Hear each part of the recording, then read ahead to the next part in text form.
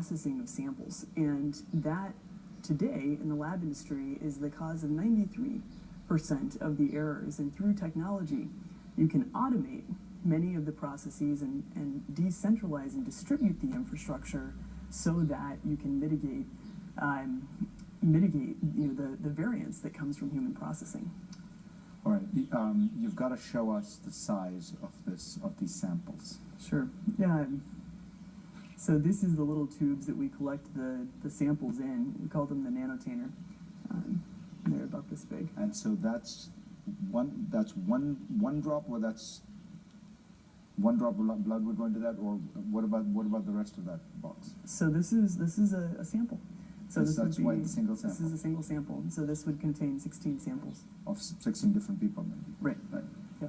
And the heart of this, again, is the more often you can have your blood tested, the more likely it is that you will catch variations, oddities that would signal to a doctor that you have a condition, you have a disease, you have something that can be handled much earlier than the physical symptoms.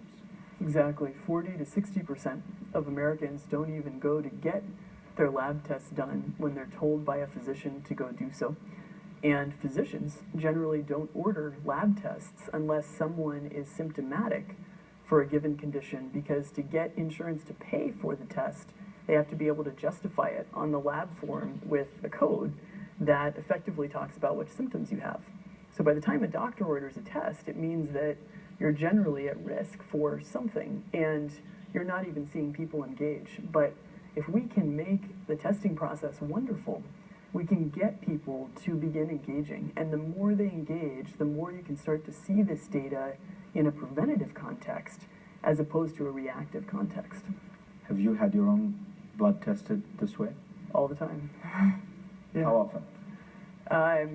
Well, I'm a little extreme, but I do it at least monthly. Wow. Yeah. Elizabeth Holmes, pleasure to have you on. Great to be here. Next on GPS, behind me, through the rain and fog, you can hopefully make out the sprawling city of Seattle.